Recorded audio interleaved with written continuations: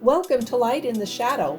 I'm Dana Kenyon, and it's my aim to encourage, support, and equip women to live life under the shadow of God's wing. On this channel, I'll be bringing you videos of women who are doing just that. I hope their stories will help you find your path in His kingdom. Under His shadow is where we can walk in His protection, receive His provision, and rest in His care. Together, we will be light under the shadow of His wing.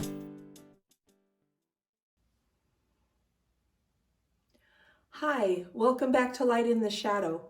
It's been a minute since I've posted anything. It was a crazy summer and I found myself not home for a lot of the summer. But I'm back now, and today I'm going to bring you the first part of my interview with my friend Katie Ford. Katie's had 3 major life events happen that just wreaked havoc on her spiritually. And we're going to hear about those today and how that affected her life. And I hope that you'll come back next time to watch part 2 of her story, where we actually get to hear about the redemption that God brings about and brings her into His fold. So thank you for coming back, and thank you for watching. Okay. Good morning. We are with Katie Ford this morning, who has an amazing story. She's a busy girl. I'm going to have to look at my cheat sheet here because she does a lot of stuff. Well, let's see here. She is the office manager for her dad's welding company, which is CNF Repair Service here in Gillette. She teaches classes, fitness classes at Ascend Freedom Fitness and All Dimensions Fitness, also here in town. She is a sports specialist with Merriman Spine and Sport. Yeah. And you just have to ask her what that's all about. She is actually running their program for women there, correct? Yes. Okay. And she is the owner of Glimpse of the Good Life Photography here in town, and she'll talk about that a little bit later in our program. She is the PR director for Onset Management Talent Agency, which is in Dallas, Texas. Yes. And she is the president of the Wyoming Sportsman's Group. The list continues. And until just recently was also the assistant volleyball coach at Campbell County High School here in town. Yep. Right? Yep. Volleyball Okay, coach. so she's busy. Sometimes she gets to breathe. Yes. Once in a while there's Every once in a eating while. involved. Yeah. Yeah. In the car on the next event. Yeah. There we go. So she's very busy. And so I thank you for taking the time out of your schedule to come here and share with our listeners your story, because that's what we have. We all have a story, and God uses our stories to help other people. So it's a hard story, and I thank you for being brave. Thank you. And I think we should just go ahead and get started. Okay, sounds good. Yeah. All right. Okay. Well, we talked the other day. In fact, I heard you present your message the same day that I did it at the Northeast Wyoming Christian Women's Conference. That was May 1st. And you presented your message there.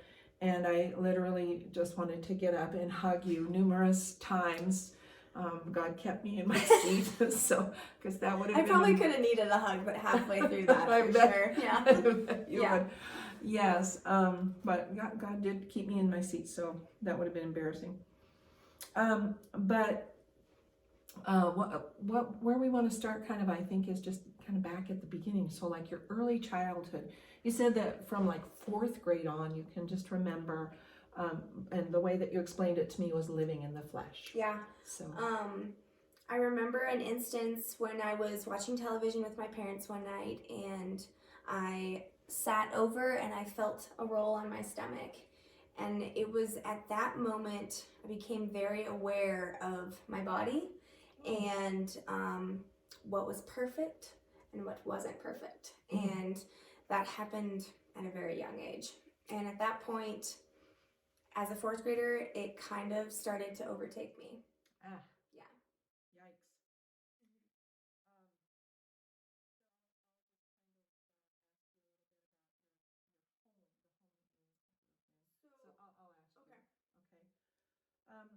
So Katie, you were brought up in a Christian home, right? Yes. Why don't you tell us about your family a little bit? I had amazing parents, still have amazing parents. They're together. Yes. Grew up in a very loving home, supportive home. Like you said, I grew up a Christian. I was born and raised in Trinity Lutheran, which is a Lutheran church right here in town. Parents were very active in it, as were us kids. We attended Sundays, Wednesday church service. We were involved in everything. I knew God. I knew He was there. I would pray for Him, pray for things when I needed, but I would not say I had a true relationship with Christ. Okay. It was more of a surface level, yes, I'm a believer, but was I living my life that way and truly feeling His love for me? No. Right. No. So you were living the life, but Yes. you didn't have the life. Yeah, I was a mild-tempered Christian. Like, I was not hot for, I was not hot for God, and I did all the things, but a lot of times I'm sure God was trying to speak to me, and I wasn't listening. Right. So. Right.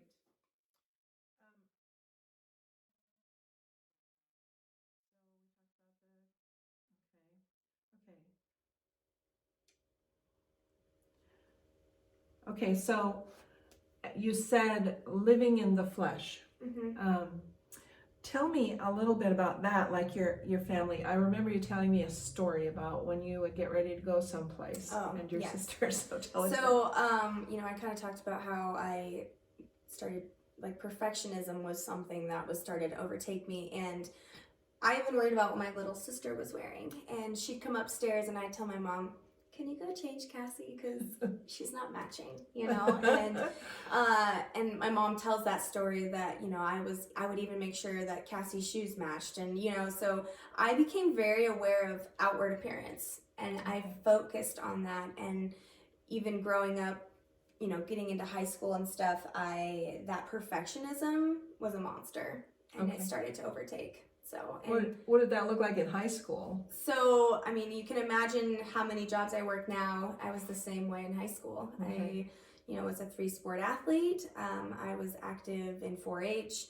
I played the violin in the orchestra. I sang in the choir. I played piano.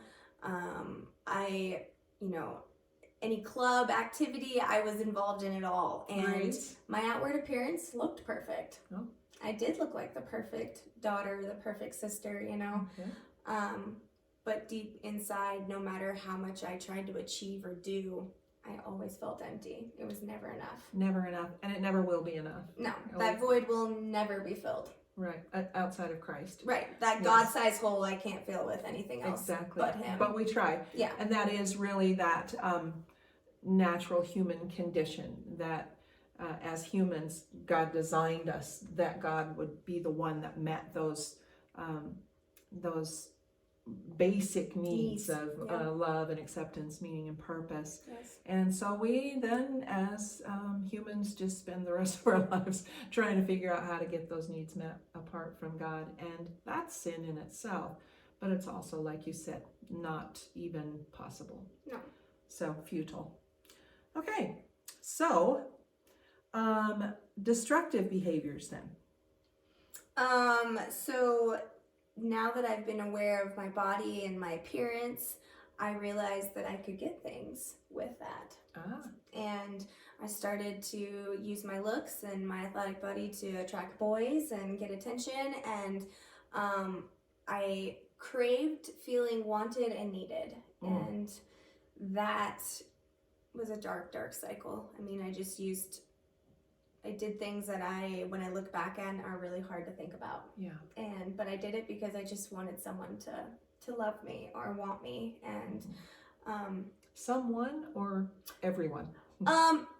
There were points that probably it was almost anyone. Like anyone I could get, and I was really outgoing and friends with a lot of people, and I thrived on that. I thrived on people wanting to be friends with me and love me, and like I said, I used that to try to fill the void that I had. But no matter how many people I was friends with, or it didn't matter, Yes.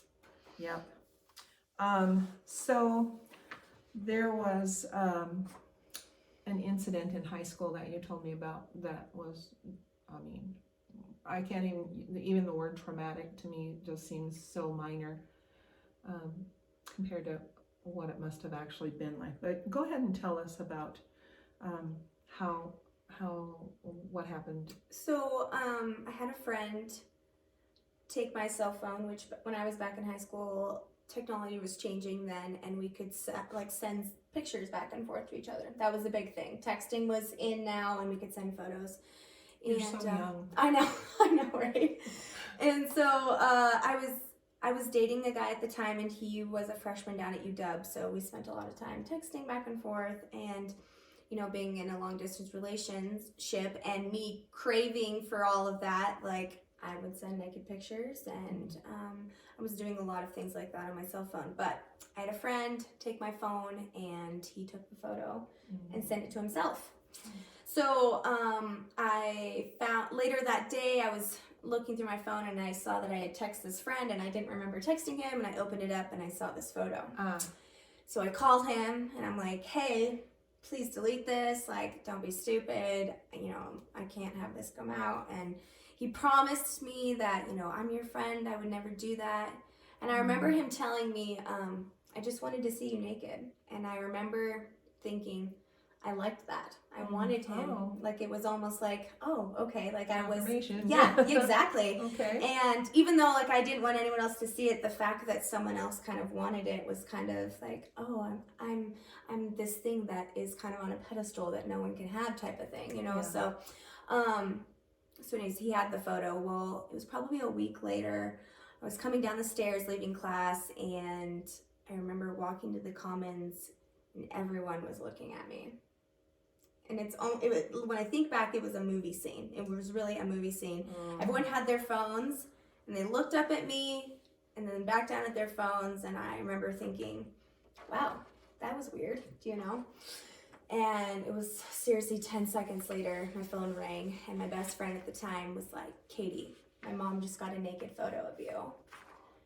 And I remember, like, it was just panic, like straight panic. There was nothing else. And I remember running outside to the parking lot, and I was screaming, like, what do you mean? How do you know it's me? Like, how did they get this photo? And it's just question after question. And she kept saying, I don't know, like, my mom just got it. It was like in a big group mass message. And I just couldn't comprehend what was going on. But at that point, the damage had been done. Yes. Yes. So, because it went to everyone.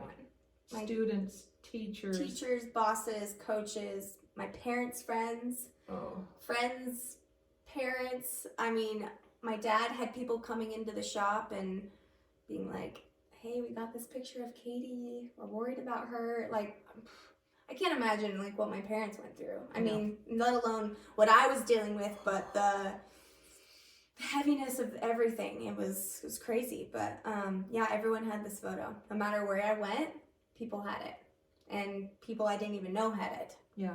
So. Yeah, and you talked about visiting your boyfriend at UW. Yep, I would go down to Laramie, and we'd be at a party, and random guys would be like, hey, that's that girl, that's that picture we got. And it got to the point, I told you that I cut my hair off. I dyed it black because I didn't want anyone to recognize me. Yeah, your long blonde platinum hair. Yeah, I had blonde platinum hair, and I chopped it off. And my mom later asked me, like, did you cut your hair because you didn't want people to know who you are? And yeah. Yep. I didn't want people to know me because everyone knew me. Yeah. And it wasn't, everyone knew parts of me I didn't want everyone to know. Yeah. Those weren't things they were supposed to know. Exactly. Right. Then you graduated. Yep. From high school. And then what? So after I graduated, I decided I wanted to go to Dallas. I was going to go to fashion school there. And I also wanted to leave Wyoming. Yeah. I hated it. Your mom was okay with you going?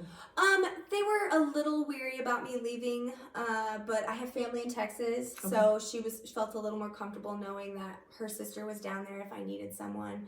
But yeah, we packed up my car and I moved to Dallas, and I was ready to start my new life where no one knew me, right? And no one had the picture, right? Yeah. You went to this fashion Yep. college Mhm. for how long? It was an associate's program, so it was a little less than 2 years. Okay.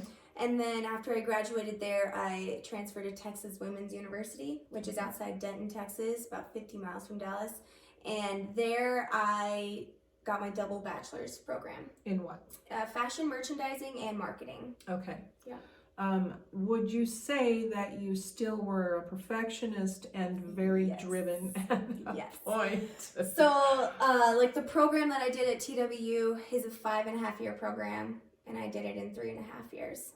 Oh my goodness. Yeah, you were talking to some woman who said most people don't even finish this program. My advisor, she warned me that this program was really hard and that not a lot of people complete it.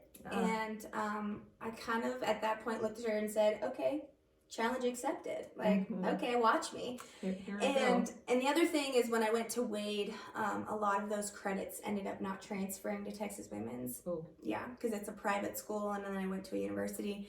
So I ended up having to redo a lot of things. And so that's what my advisor told me, like, well, you're pretty much starting over because a lot of these are not going to transfer.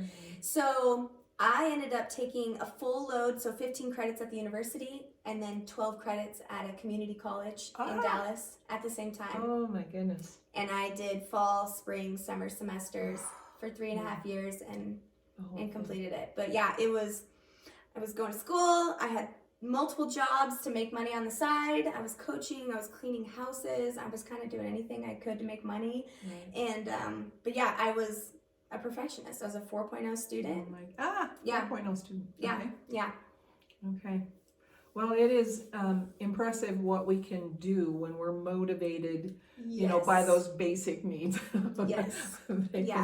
They can get us a long ways, you know, in the secular world. So, okay, so here you are in college. You struggled with some major life issues following the photo.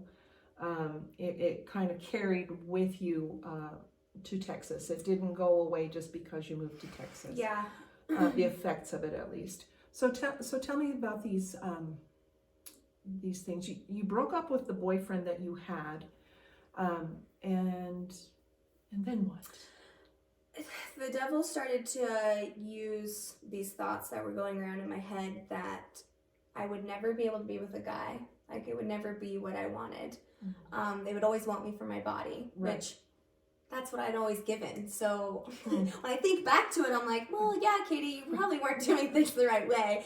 But at the time, the devil used those thoughts, and he started to make me wonder if I was supposed to be with women. And it was something that kind of started to consume me. And I decided to start dating women, and the gay scene in Dallas is quite large, so it was really easy to be a part of that. And of course, I'm living in a new city, we were going out, we were partying, like, it was a really sexy social life I lived. I felt like I found a group of people that accepted me and knew me and loved me for who I was. And of course, I thought that's what I thought, you know. So yeah, I started to date women, and it was something that I hid from my family back home. I hid for a little bit in Dallas, and then after a while, I was kind of like, who cares? I can start a new life. I can be whoever I want. Right. No one knows me here. I don't have a past to look, you know, anyone to judge from. So yeah, I kind of just jumped headfirst into it. Okay. You told me a little bit about the first woman that you dated. Yep. Tell me about that. What's crazy is she's actually from Wyoming, and we ended up meeting in Dallas. We went to the That same is high funny. school. Yeah, small world. But we dated, and it was like, when I think back to it, I felt so alive, and like I was finally doing something that felt good, and I was with someone that saw my heart and wanted to be like emotional with me. Of course, it was into shambles. It spiraled really fast, but she ended up going to the Army, and you know, I was like, I'll wait for you. You go to boot camp, you can come back. And we wrote letters every day to each other for 6 months. Like, I mean, it was emotionally, we were invested completely, but it ended up being not working out. She broke up with me. It was really messy. Like, it was just really emotional. A lot of pain. But that was the first relationship, and now I was like determined to find the next one. Okay. Yeah. All right. And then you found the next one, and Yeah. I don't know how many, people that you dated, but you talked to me the other day about the one. Yeah, so Ashley was my big relationship. We were together for 4.5 years. Okay. In the beginning, I thought we had a lot of similarities. When I look back at it, partying was really much more the common denominator of our similarities. Okay. Ashley was really broken, and I was really determined to fix her. Okay. And I was kind of the only person she had, and which made me feel wanted and needed, right? Yes, it Filled those voids that I was constantly looking for. I took care of Ashley financially in all aspects, even though I was going to school, working multiple jobs. I did everything for us. We lived together. We got engaged. Okay. We were going to be married. We actually, that was the first time that I decided to come out and tell my family that I'm dating women now. Yes. And in the beginning, I think everyone was kind of like, what? What do you mean? No one had any idea. I had been hiding this lifestyle in Dallas, and which was easy to do. I didn't really have family around to see what I was up to, and you control what you post on social media. Yeah. So what you say on the telephone. Exactly. And so when I decided to tell my family, it was a big shock. Yes. Big shock. How'd they respond? My dad in the beginning was, he always told me, we love you. We don't understand this, but we love you and we want you to be happy. And those are the things he repeated to me every day. Okay. My mom, on the other hand, couldn't wrap her head around it, which I don't blame her. When I think back to it, I don't blame her. I'm sure it was very confusing. She really struggled with it, and she told me that I was losing my salvation. I'm gonna go to hell. Was very, she was being very honest, but to me it was hard to hear those things. Yes. And I feel like I lost my mom. It was hard for us to have a relationship. I'm sure. Yeah. I'm sure. Yeah. You talked about it made you feel like you had to prove something or prove that you were right. Right. She was wrong. The more she pushed, the more I pushed back. Right. Right. I think also human nature. Yes. Yeah. Completely. But you also talked about the fact that here you had, here you're going through life, and you have had you graduated at this point?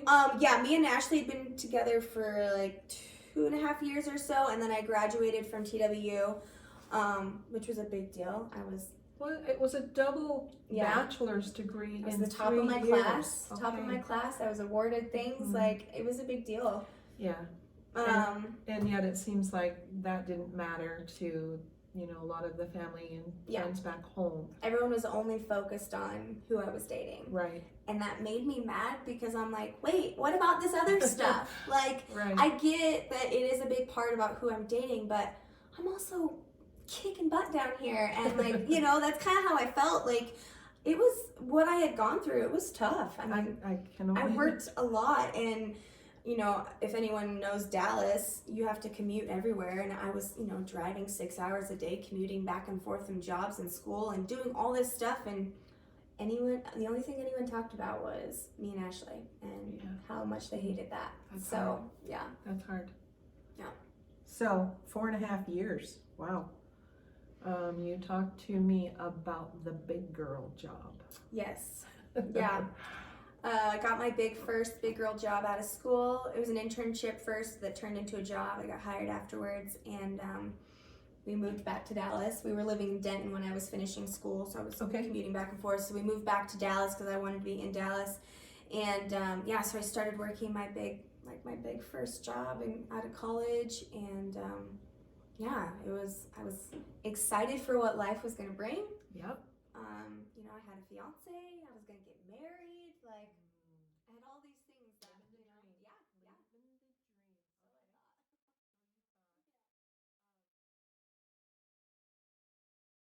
So I Okay. thought. So you're living the dream, but you're tired. Yeah, I was really tired. Working multiple jobs. Not only was I working at onset, but I was also coaching high school volleyball. I was doing private lessons. I was running clubs. I was cleaning houses. And then on top of that, I was dealing with a fiance who had an addiction. Okay, you talked about the addiction, that it started as one thing and ended as something else. Yep, started as alcohol, which, like I said, our common denominator was partying in the beginning. So right. I didn't even really see it. It was there in the beginning, but I didn't see it. But yeah, the alcoholism went from that to then, in the end, she was doing heroin. Okay.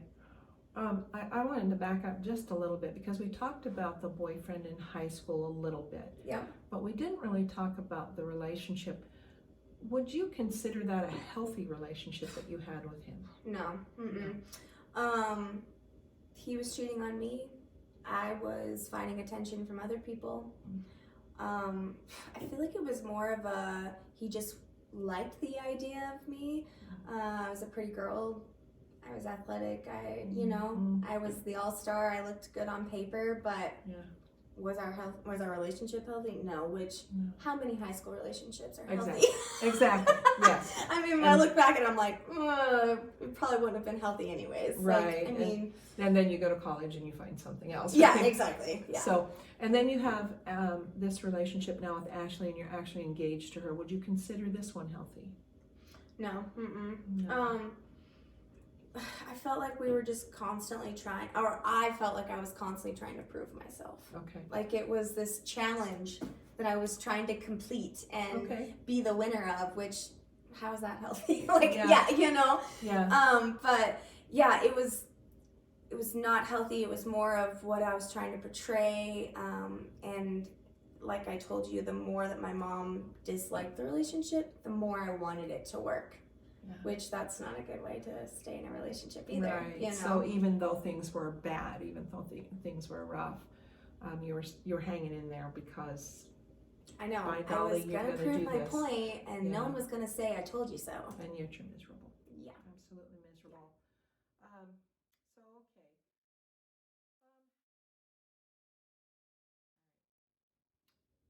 So finally, it gets miserable enough that you called it quits. Yeah.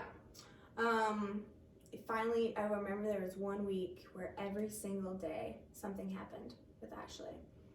The first day she wrecked her car. The second day I was using like her mom's car or something and lost it at the mall. Which, how do you lose something? But it's because she was so drunk she couldn't remember where she parked. Oh my goodness. Yeah. And she like shows up at the house in a taxi and tells me she can't find the car. No. And I'm like, what do you mean you can't find the car?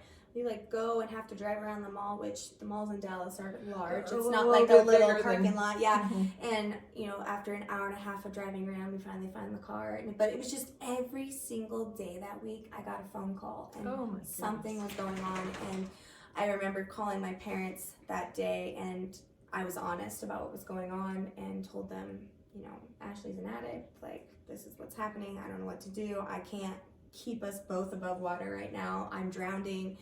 And finally it was like, okay, enough is enough, I can't do this. And it just got to the point where she wasn't willing to fix herself and I realized I couldn't do it. Right. Like I wasn't gonna fix these issues that I wanted to so badly. So yeah, we ended up breaking up, calling off the engagement. We were living in a house in Dallas with a roommate at the time, and me having empathy as my number one strength, I couldn't just kick her out, So I allowed her to live in the house with us, which we all know living with exes doesn't work. So well, especially addict. Yeah, exes. Yeah. And of course, I gave her rules and they weren't followed, and it was a constant battle. But yeah, so we ended things And How did your parents respond to that? to us ending. Yes.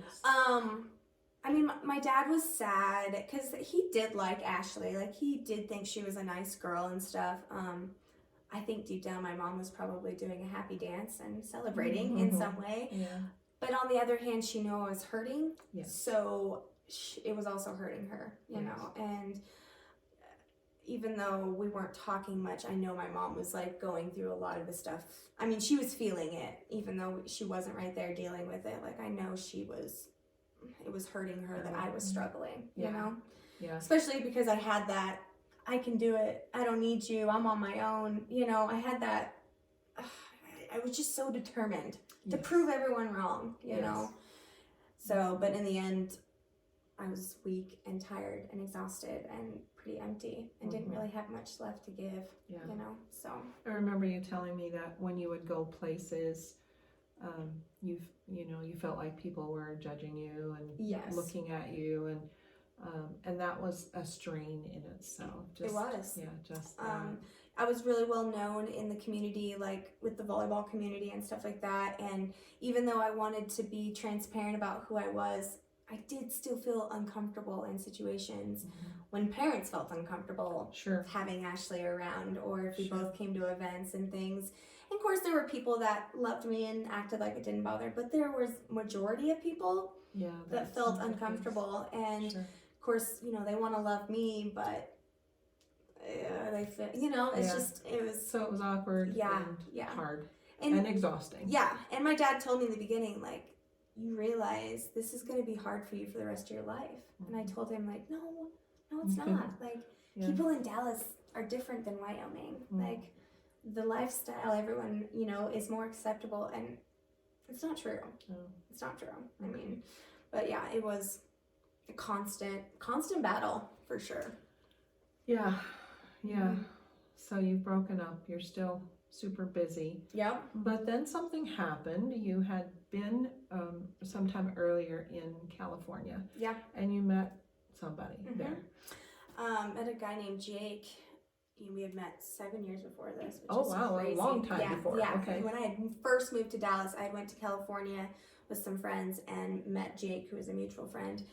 But yeah, he reached out to me randomly, like after me and Ashley had broken up, and was like, "Hey, I moved back home to Dallas." He was from Texas. Oh. He goes, "Hey, I moved back home. I would love to see you." And at the time, he knew I was with Ashley, or he thought I was with Ashley, and I was like, "Yeah, that'd be great." And then he goes, "Yeah, you and Ashley we can go to dinner or something." And I was like, "Well, you know, me and Ashley broke up. Like, we're not together anymore."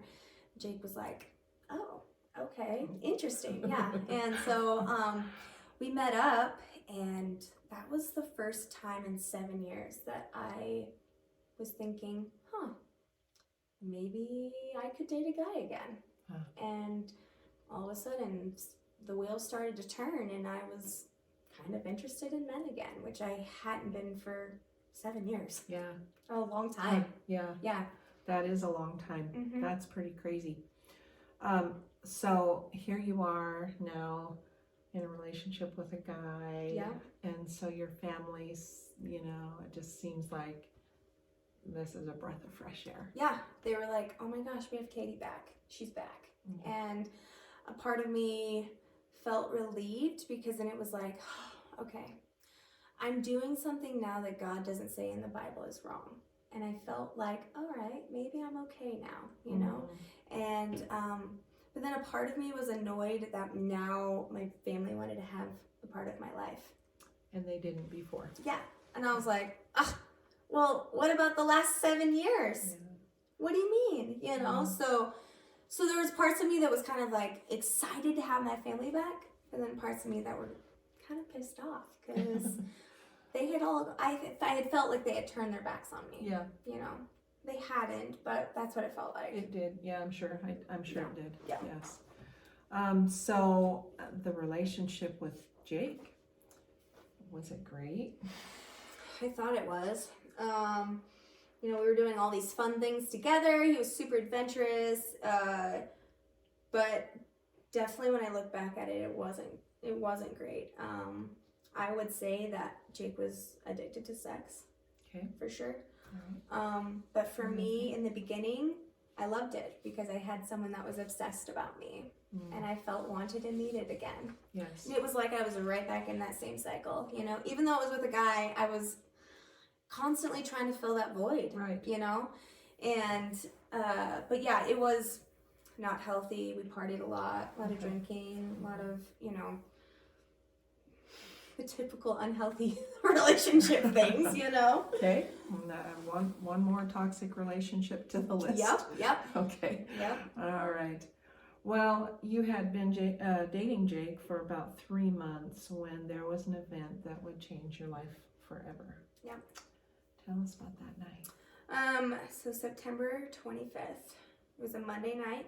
We went out to a local bar there right by his house, watched Monday Night Football. I needed to go back to my house to grab some clothes, so I was going to stay at his house that night, and Jake had a motorcycle, which we spent a ton of time on. We were always on it. And that night, Jake said, "Hey, should we wear our helmets?" And I was like, "Nah, it's really nice outside. Like, it's fall, it feels good. Like, let's just ride tonight." Yeah. And my house was only a mile away from his. And so we get to my house, we drink more, we have another drink. And then neither of us would make it home after that. So the next memory I have is really being in the back of the ambulance, waking up and seeing the lights flash Dallas. And yeah, we had been in a huge motorcycle accident. Okay. I don't remember the accident because I was knocked unconscious, sure. But what I do remember is leaving the house, and we were having a conversation, so I was kind of sitting sideways on the bike so we could talk face to face, and Jake was turned this way looking at me. And there's an intersection on Mockingbird and Lemon, and there's signs all over that say dip, slow down. There's a huge dip in the road, and we were just going too fast, and we hit the dip, and I bounced up over his shoulder. And at that point, we're now looking at each other, and he's holding my arm while holding the bike. And he couldn't hold on to me anymore, so he lets go, and I fly off the bike. He panics, slams the brake, slams the bike down. He hits into a curb. But yeah, when I flew off the bike, I was knocked unconscious. Right. I flew 80 feet from the bike. Like where the bike was and where I was 80 feet. It's crazy. On pavement. On asphalt. You slid across asphalt. Asphalt. I was wearing a tank top and leggings and Converse. I at the time did not realize how much damage had been done. Yeah. I woke up in the emergency room. After I remember being in the ambulance, I woke up in the emergency room. And it was like a Grey's Anatomy episode, just like doctors, nurses, screaming things, hooking me up to stuff, and sticking me with needles. Like, it was insane. And I remember a doctor asking me, "Were you wearing your helmet?" And I said no. And he yelled, "MRI, CAT scan, stat, like, I'm sure she's bleeding in the brain." Like, I mean, and so after the MRI was over, they were taking me back, and I looked at the nurse, and I was like, "So when are you guys releasing me?" And she looked at me with her eyes, like, really surprised, and she goes, "You're not getting released." And I was like, "What do you mean?" Like, I just hit my head. Like, I knew I had hit my head because my head hurt, but she looked at me and she said, "You're covered in 85% third-degree road rash. Like, you're not leaving." And I was like, and at that point, I hadn't even realized I had no skin on my backside. Like, it just ripped it right off. Yeah. I had asphalt embedded into my skin. Okay. You told me about that and the experience of trying to get rid of the asphalt from your skin. How did they do that? So they actually use a metal brush. And it's literally a round metal brush, and they scrape your skin. And it's called debris, and they actually try to release the asphalt from the skin. That first night, they cleaned me for 3 hours and couldn't get the asphalt out. Crazy. Yeah. Okay. Let's back up just another minute because when you came to in the emergency room, what were you asking for the most? Yes. So when I first woke up, the first thing I said was, "Where's Jake?" Where's Jake? And everyone said, "Who's Jake?" Oh. And I said, "He's the driver of the bike." What do you mean, who's Jake? Yeah, who's Jake? Like, I didn't ride the bike. Like, I was riding, I wasn't driving. And I was like, he's the driver of the bike. What do you mean, who's Jake? And all the doctors and nurses said, "We don't know who Jake is. You came in alone." Yeah. And so at that point, I didn't know if he was dead or alive. Right. And it probably wasn't until a couple more hours passed till I found out that Jake was alive. Okay. And that he had fled the scene. Okay. But I mean, it felt like forever. I mean, it was probably an hour or so, but in that moment, not knowing whether or not he was dead or alive was traumatizing. Yes, I can't imagine. Yeah. Yeah, the whole thing, traumatizing. Yeah. So the accident happened about 12:30 in the morning or night, whatever you call that. And so after a period of time, and you realized at this point you don't have a wallet, you don't have a cell phone, you can't call your parents, nothing. How did you get those items? So Jake's boss / friend ended up showing up at the hospital, and he had my phone and my wallet for me. And he told me that his wife had Jake. Okay. And I just kept saying, "Why is he not here?" Like, I couldn't comprehend why Jake wasn't at the hospital. Right. And, you know, we had been dating, and he had said all this stuff to me, and now we wreck, and I really need him, and he's nowhere to be found. Like, it was really hard. And it was hard to be alone, like wake up and have no one there. Yeah. And it was like all of a sudden I had realized all these friends and people that I thought loved me. Yes. I was alone. Like, I really didn't have anyone. Yeah. And that was a lot. Big wake up call. Yeah.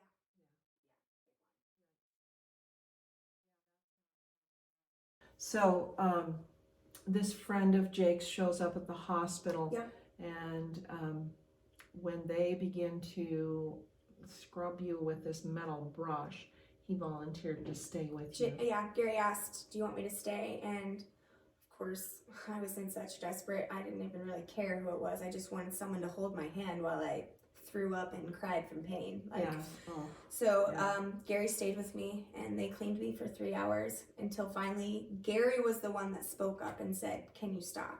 Like, she can't take this anymore." And it's crazy to think someone who barely knew me. I mean, Gary doesn't, I mean, he knew of me and had been around me and Jake, but didn't really know me, you know? Right. And, but yeah, he was the one that made him stop. And so they said, "Okay, we'll try again in the morning." And so at that point, good. Something to look forward I know, to. right? Yay! Can't wait. So at that point, then I finally got to call my parents. Okay. All right. And that was 3:30, 4 o'clock in the morning. Okay. And I call my parents and tell my mom I was in a motorcycle accident.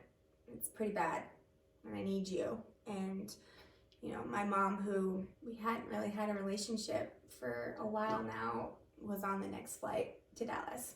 Yeah, so without questions, she got on a plane and flew there, and she was there the